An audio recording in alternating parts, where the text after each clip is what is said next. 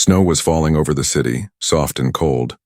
Covering the cobblestones like a blanket, a girl named Lena walked slowly through the streets, her old shoes full of holes, her stomach empty since yesterday.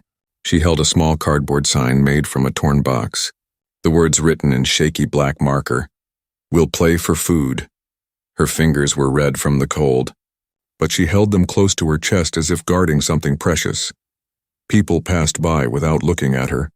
Some gave her a quick glance, others turned away, pretending she didn't exist.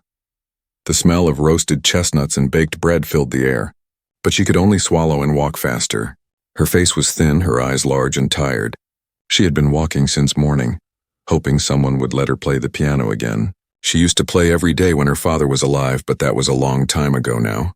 No one wanted to hear a hungry girl play music. They only wanted entertainment. Something fancy, something dressed in gold. Lena had none of that, just her hands and the songs in her heart. At the corner of the square, she stopped. In front of her was a cafe, the kind with lights hanging on strings and a piano set outside under a small roof. People sat eating sandwiches and soup, laughing. The piano looked shiny and beautiful, its keys calling to her like an old friend. Her heart beat faster. She hesitated, biting her lip. She didn't look like someone who should touch that piano. She looked like someone who should be sweeping under it. But her hunger pushed her forward. She walked closer, the wind shaking her hair loose, and whispered to the cafe owner, "Sir," she said quietly, "can I play for a plate of food?" The man looked up from behind the counter. His white apron was spotless, his face sharp and annoyed. "What?" he said, frowning. "Play for food? This is not a charity." The people sitting around turned to look at her. Some started to giggle. One woman said, "Oh, let her. Maybe she'll play Twinkle, Twinkle, Little Star." The table beside her burst into laughter. Lena's cheeks turned red. Her fingers trembled. But she didn't back away. "Please," she said again. "I only want to play one song." The cafe owner rolled his eyes and waved his hand. "Fine, go ahead if you can even find middle C," he said, mocking her. The crowd laughed harder. One man took out his phone and said loudly, "This is going to be good." Lena walked to the piano slowly. Her legs felt weak, but she sat down gently. Her hands hovered above the keys. Her reflection looked back at her. Thin face, cracked lips, messy hair. For a second, she thought about running away, but something deep inside her whispered, "Play." She touched the first key. A soft, clear note came out. Then another, then another. Her hands started to move, not from memory, but from feeling. The melody rose like a story, slow, sad, beautiful. It was the sound of hunger and hope, of cold nights and lost dreams. The laughter stopped. The cafe grew quiet. The waiters froze. Even the city noises seemed to fade away. Lena's fingers danced over the piano, soft but sure. The wind blew her hair across her face, but she didn't care. Her world was the music. A man at the far table, old and gray, leaned forward. His hands trembled, his eyes widened. He whispered to himself, That's Victor Hale's style," but no one heard him. Lena played until her fingers hurt. The last note echoed in the air like a prayer. Then silence, total silence. Everyone just stared. The woman who laughed first had tears in her eyes. The cafe owner's mouth was slightly open. He had no words. Lena looked up shyly, her eyes shining but unsure. "Can I have my plate of food now?" she asked softly. The cafe owner nodded slowly. He didn't know what to say. The old man who had recognized the tune wiped his eyes, whispering, "Impossible." But Lena didn't stay. She took her small paper cup from beside the piano. It was empty, not even a coin inside. She gave a little bow and turned away. Her steps were slow but peaceful, her hunger still there, but her heart full behind her. No one spoke for a long time. The cafe stayed silent. Then someone finally said, "Who was she?" Another answered, "I don't know, but I'll never forget that song." As Lena disappeared into the snowy street, the sound of her melody lingered in everyone's mind. They didn't know that they had just listened to the daughter of a piano genius. They only knew they had heard something that felt like truth, like beauty, like hunger turned into music that night. Someone uploaded a video of her performance online. The caption read, "Homeless girl plays piano for food." It started to spread, quietly at first, then faster, but Lena didn't know. She was already miles away, walking into the dark, the melody still alive in her hands. The next morning, The city woke to the sound of Lena's music, not from the streets this time, but from every phone and cafe speaker. Someone had uploaded the video of her playing, and by dawn it had already been shared thousands of times. The caption read, "Homeless girl plays piano for a plate of food," and the comments below were flooding in. Some called her an angel, others thought it was fake. But one thing everyone agreed on, her music was too beautiful to be ordinary. Meanwhile, Lena had no idea any of this was happening. She was sleeping under a bridge, wrapped in an old blanket that smelled of dust and rain. Her stomach growled, but she was used to that now. When the morning sun touched her face, she woke slowly, brushing snowflakes from her hair. She had earned no food last night, but she didn't regret playing. For the first time in months, people had listened. Even if they laughed first. In the cafe, the owner sat at the counter scrolling through his phone. His jaw dropped when he recognized the same girl who had stood before him, begging for food. The comment section was full of people calling him cruel. "That's the cafe guy." Someone wrote, "He mocked her." Another said, "He should feed her for life." The owner sighed heavily, guilt spreading in his chest at a nearby table.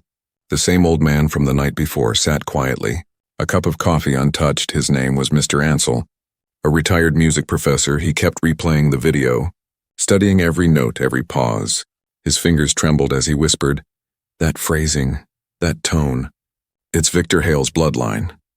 He hadn't heard that kind of emotion since the days when Victor himself played on stage. Before fame destroyed him, Lena walked into the same square later that day. Her eyes searched for leftover bread or a warm drink. The cafe stood before her again, full of people, but this time, when she passed, the whispers began. Someone pointed at her and said, "That's her. That's the girl from the video." Phones came up, flashes blinked, and Lena froze. She didn't understand what was happening. "Why are they staring?" she asked a little boy beside her. The boy grinned and said, "You're famous." Lena blinked in confusion. "Famous, me?" she said quietly. She looked at the cafe window and saw her own face playing on a phone screen inside. The same moment when she had bowed after the song, captured forever. The cafe owner came outside, nervous but smiling too much. "Ah, there you are," he said quickly. "I've been looking for you." Lena stepped back, unsure. He waved his hands in apology. "Listen, I didn't mean to be rude yesterday. People online are, well, they think I owe you something." He laughed awkwardly. "How about some breakfast on the house?" Lena nodded shyly, her stomach aching. She followed him inside, and everyone turned to look. Some clapped softly, others just stared. The same piano stood in the corner, polished and gleaming. "You can play again if you want," the owner said gently. "People would love to hear you." She sat down, her fingers trembling again, but this time, it wasn't fear, it was something different. Hope, maybe. She played another melody, slower, deeper, the kind that felt like sunrise over sadness. It was peaceful and heartbreaking at once. A young woman near the door wiped tears from her eyes. A man whispered, "She's not playing music. She's telling a story."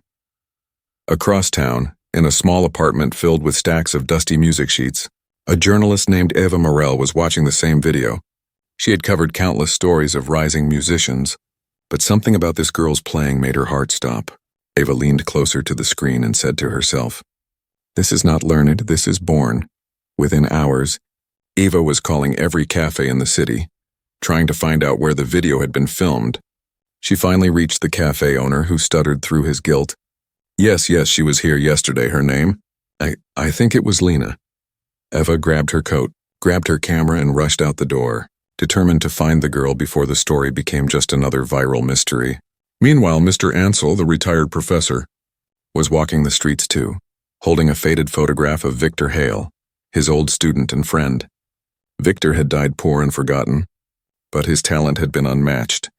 His music had a soul, the same soul that Ansel heard yesterday in the square. "It can't be coincidence," he muttered. "It has to be his child." Lena finished her second song, and people began to drop money into her paper cup.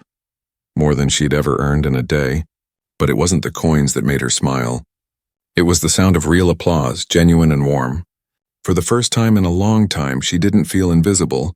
After eating her first full meal in days, she stepped out of the cafe. The cold wind hit her face, but she didn't care. She looked up at the cloudy sky and whispered, "Papa, I played again," far behind her. Mr. Ansel saw her and stopped walking. His heart raced. He recognized her eyes and those same calm, deep eyes that Victor had. He took a few steps closer but didn't speak. Not yet. He just watched as she disappeared into the crowded street again. That evening, Eva arrived at the cafe with her camera and notebook. "Where is she?" she demanded. "Where's the girl who played?" The owner pointed toward the direction Lena had gone. "She comes and goes," he said softly. "But you'll know when she's near. The music finds her first." And so the search began. For some, it was about fame.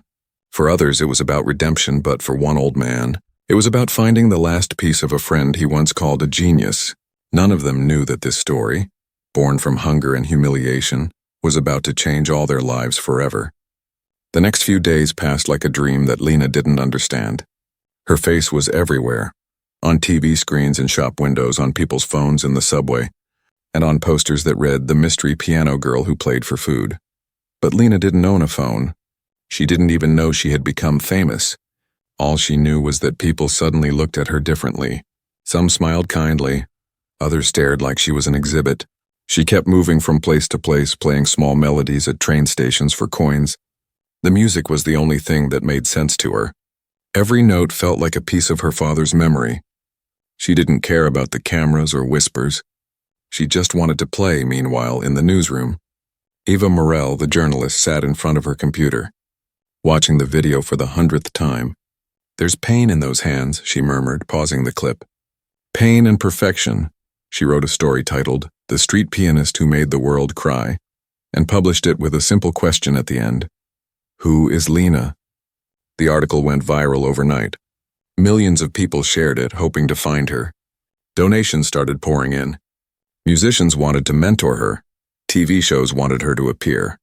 And one old man, Professor Ansel, couldn't stop pacing in his living room.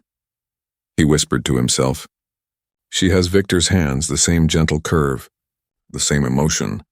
He decided he had to find her, no matter what it took, back in the cold streets. Lena sat near the train station piano. Her fingers moved slowly over the keys.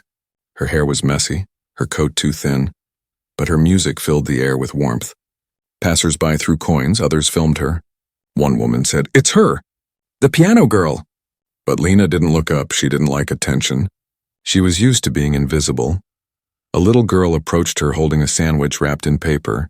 "My mom says you should eat this," she said softly. Lena smiled and took it. "Thank you," she whispered.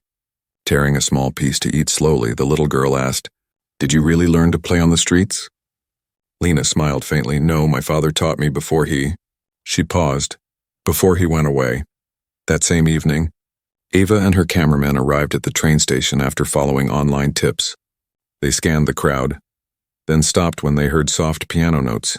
"That's her," Eva said breathlessly. "Turn on the camera." The lens focused on Lena, her small frame, her closed eyes, the way she played as if she were somewhere else. Eva stepped closer and whispered, "Excuse me, are you Lena?" The girl looked up, startled. I guess," she said softly. "Why?" Eva smiled gently. "Because the whole world wants to hear your story."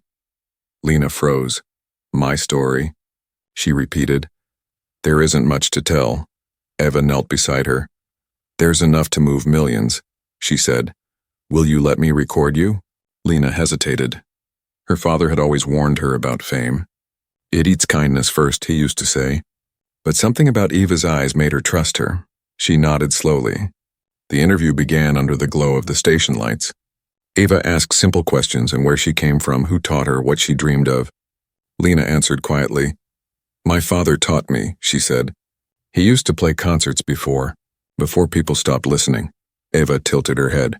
"What was his name?" she asked. Lena's voice softened. "Victor Hale." The name hung in the air like a forgotten song. Eva's eyes widened. "Wait, the Victor Hale? The composer who vanished after his last performance?" Lena nodded. "He was my father." For a few seconds, no one spoke. The cameraman's hands shook slightly as he kept filming. Eva whispered, "Lena, do you know your music is just like his?" Lena looked confused. "It's all I remember of him," she said. "He told me, if the world forgets, play louder." Eva's heart raced. She realized she was holding the biggest story of her career. But she didn't just see a headline. She saw a lost child carrying her father's legacy. She promised Lena that she would help her find a home, a piano, and maybe a future that night. The interview aired across every major network. The world watched as the homeless girl with golden hands told her story. When she said, "I only wanted to play for food," people across countries cried.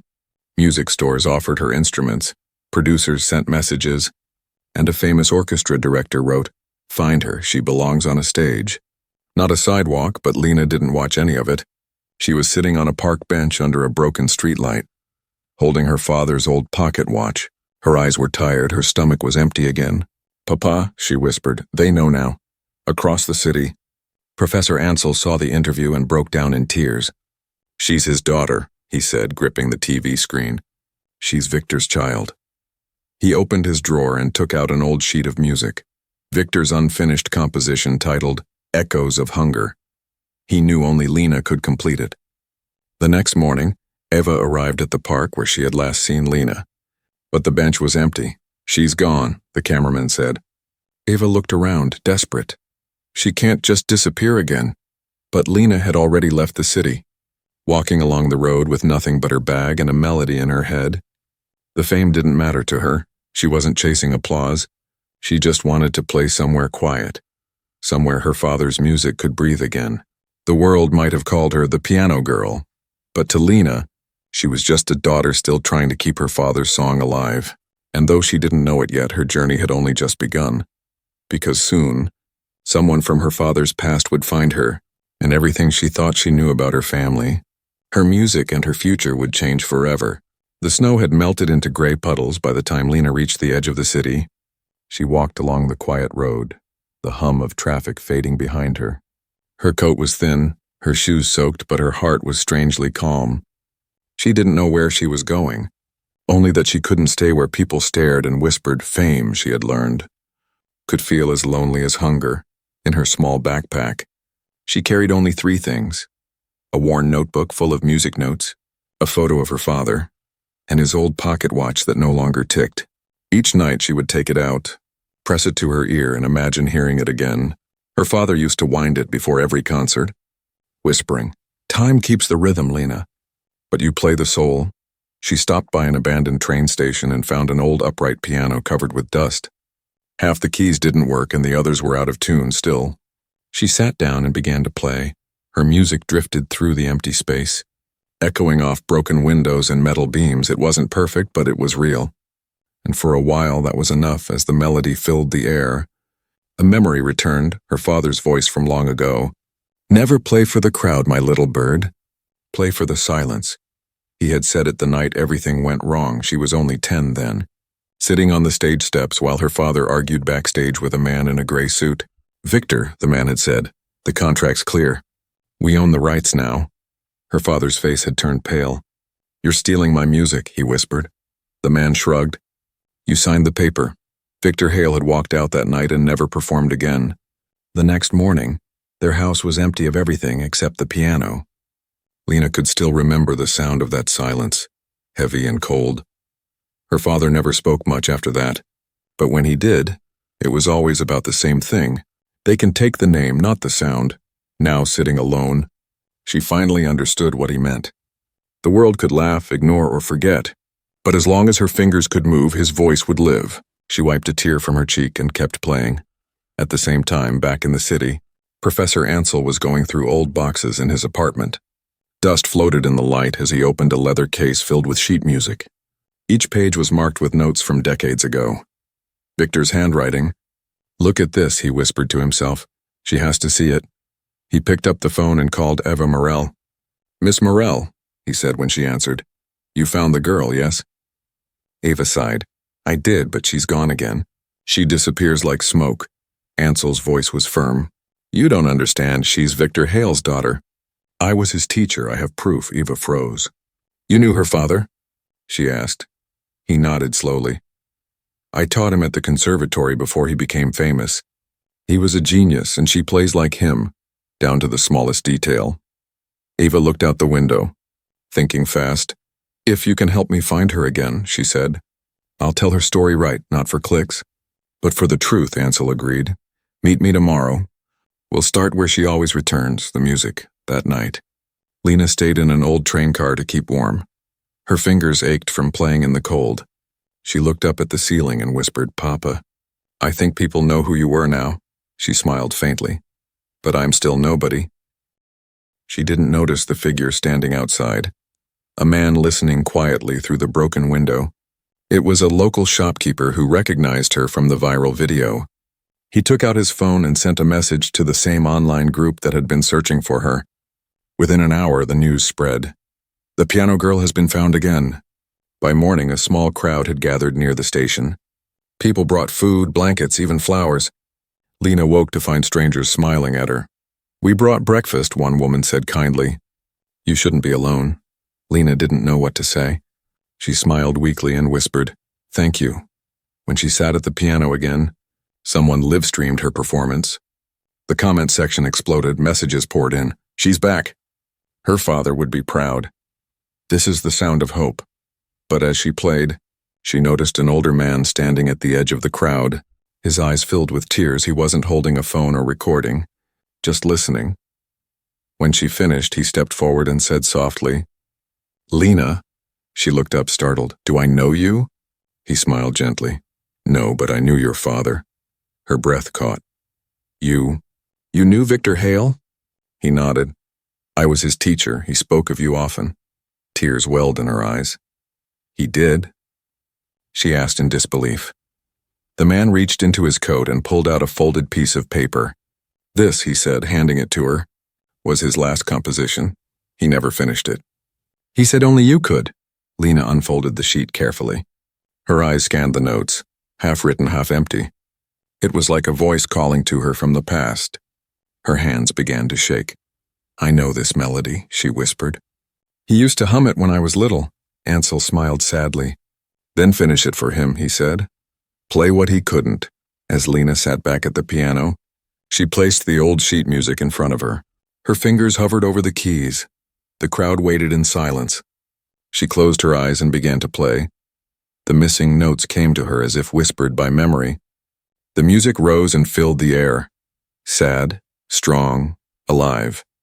Ansel wiped his eyes, whispering, "Victor, your song lives." Eva, watching from a distance with her camera, whispered, "The world will remember now." And as the melody reached its peak, Lena smiled through her tears, realizing that for the first time, she wasn't playing for food or fame or survival. She was playing for her father, for the silence he left behind, and for the music that could never die. The next morning, sunlight streamed through the broken roof of the train station, painting golden lines across the dusty piano keys. Lena woke with her head resting on her arm. The old sheet music still spread before her. She blinked, unsure for a moment if it had all been a dream. The crowd, the applause, the kind old man who said he knew her father. But when she saw the folded paper resting on her lap, she smiled softly. It was real. Professor Ansel arrived soon after, holding 2 steaming cups of coffee. "You look like you didn't sleep," he said kindly. Lena smiled faintly. "I was afraid to," she whispered. "Every time I close my eyes, I hear his voice." Ansel nodded. "Your father never left you, child. He just moved into your music." They sat in silence for a while, watching the first few people walk into the station. Life went on as usual, but around Lena, something had changed. The air felt lighter, as if even the world had started listening. Ansel placed a small envelope on the piano. "What's this?" Lena asked. "A letter," he said. "From the conservatory, the same place your father studied. They saw the video and want to offer you a scholarship." Lena froze, her fingers gripping the envelope. "A scholarship for me?" she asked him. "But I have no home, no address." Ansel smiled.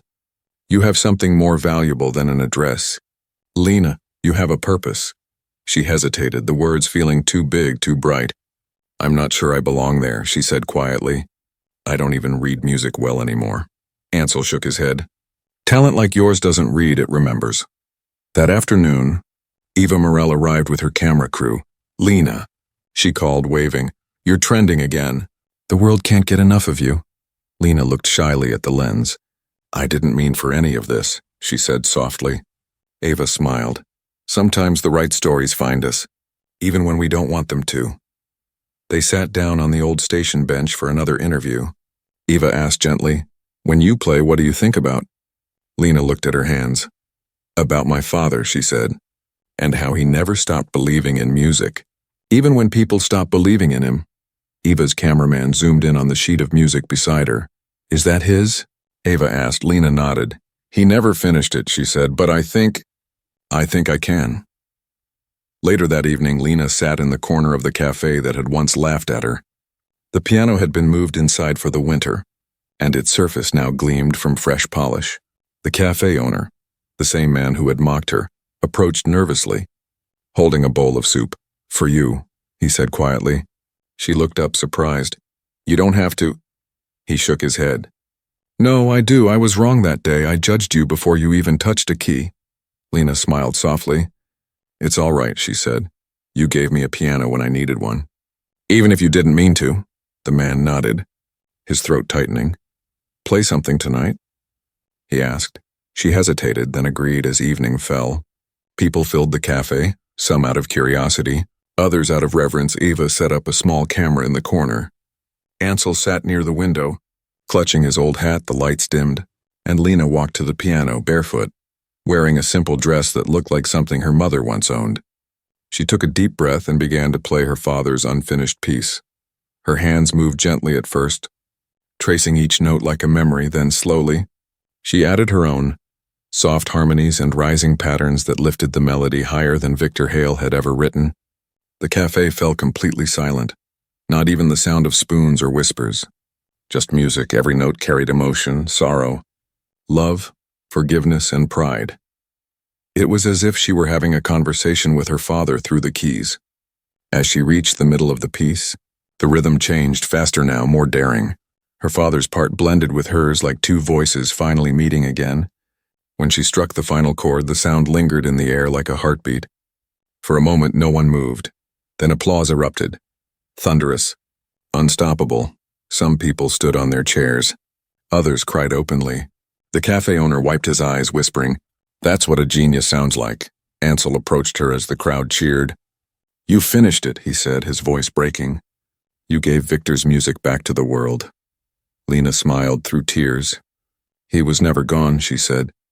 "He was just waiting for me to play my part." Eva turned to her cameraman, whispering, "Do you know what we just filmed? History." That night, the video spread faster than anything before it. Within hours, it reached millions. The comments were full of awe. She completed her father's final song.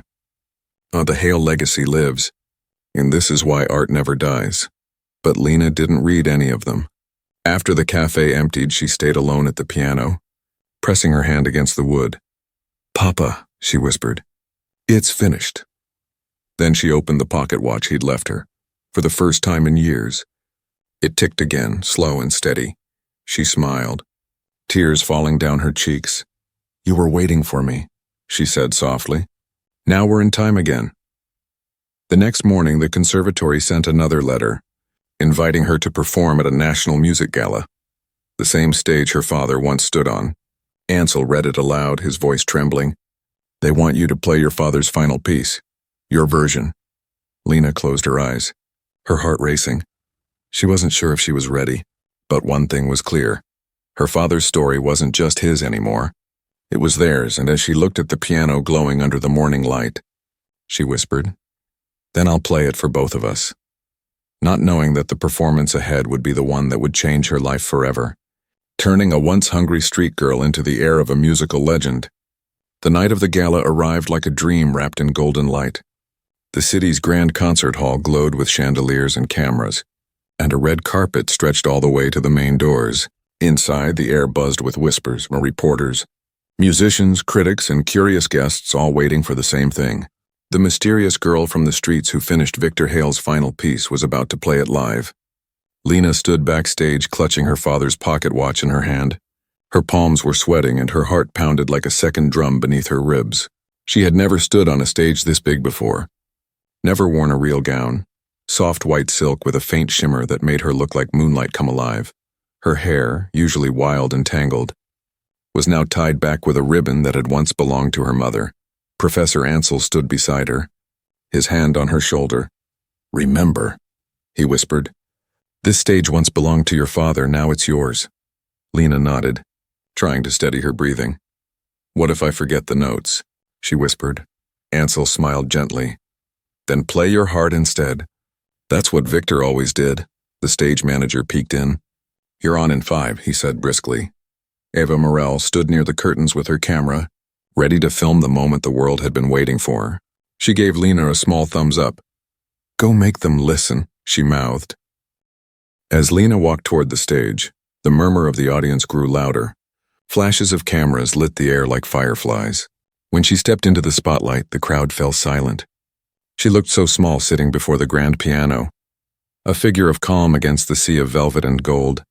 She placed the old yellowed sheet music on the stand, its edges frayed from her father's hands.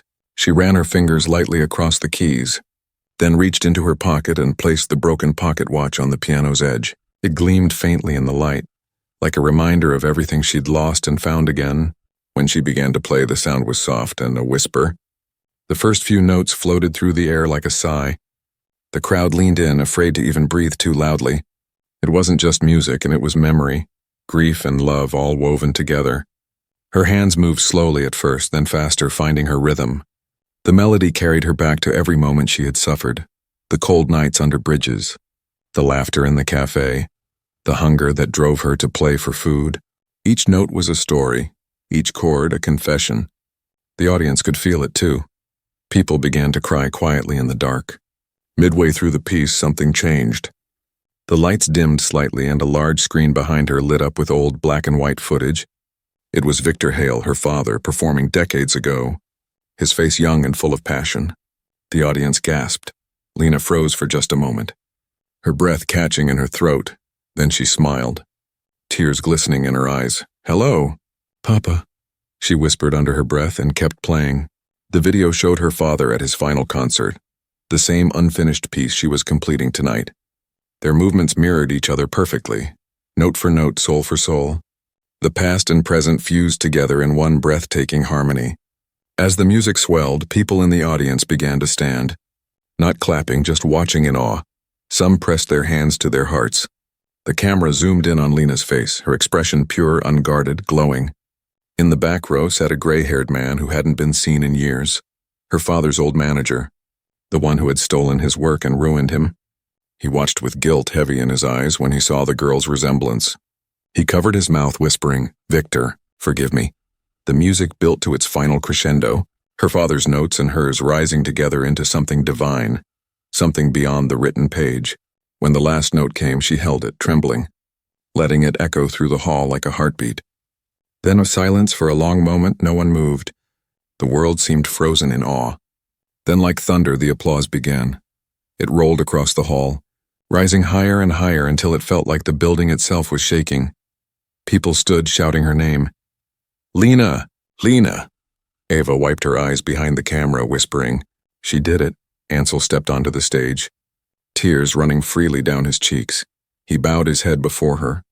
"You've done what even Victor couldn't. You made them feel again." Lena stood slowly, her hands trembling, and looked out at the crowd. Thousands of faces shining under the lights, all standing for her, but she didn't bow. Instead, she turned her eyes upward toward the screen, where her father's face still lingered in the final frame, and she whispered, "We finished it, Papa." The lights dimmed again, and for a second, the screen flickered, her father's image smiling. As if nodding in approval, the audience gasped softly, and Lena smiled through her tears. After the performance, reporters flooded the hall, microphones everywhere. "Lena, how does it feel? Do you plan to record the piece? What's next for you?" She only answered one question when a young journalist asked, "Who taught you to play like that?" She smiled and said, "A man who believed that music could heal hunger." That line was replayed across every channel for days. Her performance became one of the most viewed videos in history. Critics called her the girl who revived genius, but to Lena, none of that mattered. Later that night, long after the applause faded and the hall grew empty, she returned to the piano. The pocket watch still rested on top. now ticking faintly in rhythm with her heart. She pressed one key gently, and the sound rang soft and pure. "Papa," she whispered. They finally listened, and as the hall lights dimmed to black, a single beam of moonlight fell across her father's old sheet music. The ink shimmered faintly, almost as if the melody itself was alive, still breathing, still echoing, reminding her that though Victor Hale was gone, his music, their music, and would play on forever. The morning after the gala, the world woke up to Lena Hale. Her name trended in every country. Her music filled radio stations. News anchors replayed her performance again and again, and the internet called her the girl who made the world cry. But Lena didn't hear most of it. She was sitting by her hotel window, still wearing the same ribbon in her hair, staring quietly at the sunrise for the first time in years. She wasn't hungry, wasn't cold, but her heart still felt heavy. The performance was over, yet something inside her hadn't settled. She thought it would feel like victory, like her father's ghost would finally rest. Instead, it felt like something deeper was still unfinished. Professor Ansel knocked softly and entered, holding the morning paper. "You're on the front page again," he said, smiling. "They're calling you the miracle daughter."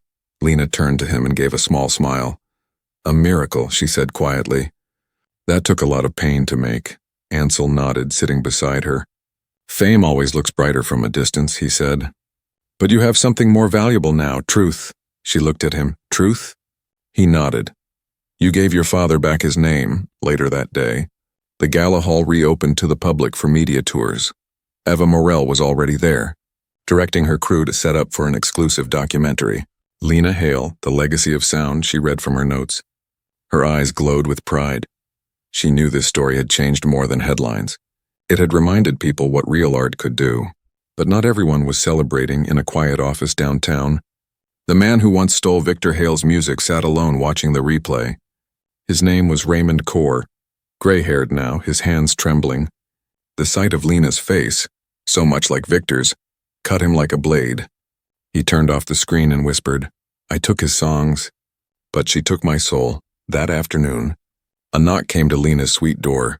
When she opened it, a hotel staff member handed her a thick envelope. Inside was a letter signed by Raymond Corr himself. The first line made her heart race.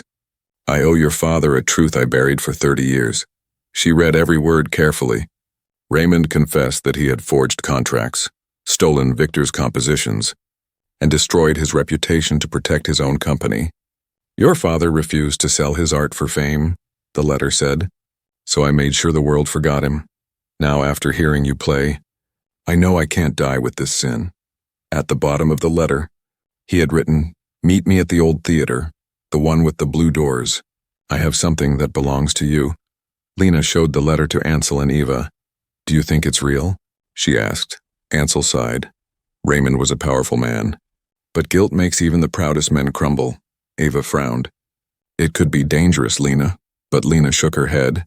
"If it's about my father, I have to go." That evening, they arrived at the old theater. It was nearly abandoned. Its signboards faded and its windows dusty. Inside, the air smelled of wood and memory.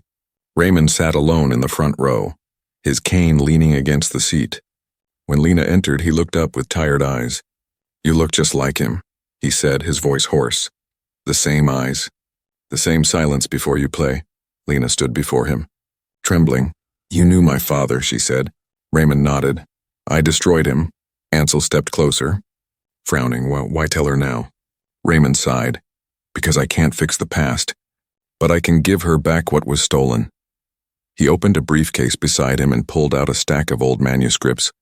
"These were Victor's originals," he said, "his handwritten symphonies. The ones I claimed as mine." Lena's hands shook as she took them. "You kept them all these years?" Raymond nodded. "I couldn't throw them away, no matter how much I tried to forget. Every time I heard a piano, I felt his ghost." His voice cracked. "When I saw you play, it was like he was punishing me through you." Lena's eyes filled with tears. She opened the top page, the familiar handwriting curling across the paper. "He used to write these notes at night," she whispered. "When I was asleep." Raymond bowed his head. "I'm sorry, child. I took your father's name, but you gave it back." Ansel placed a hand on Raymond's shoulder. "If you truly mean that, tell the world." Raymond looked up, weary but determined. I already did. I sent the confession to every major paper this morning. By nightfall, headlines spread across the internet again. Music mogul admits to destroying Victor Hale. Daughter redeems legacy. The story lit up every screen. People across the world were stunned. The same industry that once silenced Victor now sang his name again. Lena sat in her hotel room reading the news. Tears streaming down her cheeks, she whispered, "Papa, they know now." The pocket watch on her table ticked steadily. As if answering, a week later, she stood once more in the concert hall, this time not as a performer but as a guest of honor. Victor Hale's music was being reissued, his name restored to every composition. A banner hung above the stage. A genius remembered, a legacy continued. Eva's documentary aired that night, ending with a single line from Lena. "They laughed when I asked to play for food. But music was always more than a meal. It was a heartbeat that never stopped." The cafe owner who once mocked her watched the film from his counter. Tears in his eyes, he turned off the lights, walked to the piano and placed a single rose on top, whispering, "Forgive me, Lena." Meanwhile, in the corner of a small cemetery outside the city, a new gravestone was placed beside Victor Hale's. It read, "Lena Hale, the daughter who made the world listen." But Lena didn't visit that night. She didn't need to. She knew her father was no longer buried in the ground. He was alive in every key she touched, every soul that heard her song. As the moonlight spilled through her window, she sat at the piano once more, gently tracing the keys. She began to play her father's final piece again, this time not as his daughter, but as his equal. The sound rose through the night like a promise, that truth and music would always find their way home. The night sky over the city shimmered like a curtain of stars, soft and endless inside the grand hall. Hundreds of candles flickered around a single piano placed at the center of the stage. The banners read, "The Hale Foundation, music for every child." It was Lena's idea, born not from fame but from gratitude. Every seat in the hall was taken. Artists, students, orphans, journalists, and strangers who had once watched her play in that cold cafe or train station. It had been 1 year since the gala, 1 year since she restored her father's name. The world now knew Victor Hale not as a forgotten genius, but as a man whose daughter carried his fire. Lena stood backstage wearing a simple white dress, her hair loose, her hands calm. She wasn't nervous this time, she was home. Eva Morel adjusted her camera, smiling. "You've come a long way from that snowy street corner," she said. Lena smiled back. "I still remember that night," she whispered. "The hunger, the laughter, the piano," Eva nodded softly. "And now, you're feeding others." When Lena stepped onto the stage, the crowd rose in silence. She wasn't introduced as a celebrity, just as Lena Hale, founder of a program that offered free instruments and music lessons to poor children. "Music saved me," she said into the microphone. "Now it's my turn to let it save someone else." She sat at the piano and took out her father's old pocket watch, placing it on the same corner as always. It was ticking clearly now, a rhythm that had survived everything. Her fingers touched the keys gently and she began to play. The melody was new, not her father's, not her old sorrow, but something she'd written herself. It began softly, like footsteps on a morning street, then grew into something radiant, hopeful. It was a song about beginnings, about turning hunger into harmony as she played. The crowd saw projected images behind her, children learning to play in orphanages, old pianos restored and placed in shelters, small hands touching music for the first time. People in the audience began to cry quietly, not from sadness, but from the beauty of what she had created out of pain. In the front row sat Professor Ansel, his hair whiter now but his eyes bright with pride. Beside him, Eva wiped her cheeks, whispering to her cameraman, "She's not just finishing her father's story, she's writing her own." Lena's melody built higher, faster, glowing with joy. The rhythm echoed her heartbeat, the steady pulse of the pocket watch, and in that moment, she wasn't the starving girl or the viral sensation. She was something greater, a bridge between past and future. Her father's ghost and the world he never got to heal. When the last note came, it rang pure and clean. The hall stood frozen for a heartbeat. Then applause thundered like a wave, not loud out of excitement, but full of awe. Lena rose, bowed deeply, and smiled through tears. "This isn't just my music," she said softly into the microphone. "It's my father's, And now it's yours too. After the performance, a small girl approached the stage. Holding a folded drawing, she looked about 10, shy and barefoot like Lena once was. "Miss Lena," she said softly, "I want to play like you someday." Lena knelt down, smiling gently. "You already do," she said, taking the girl's hand.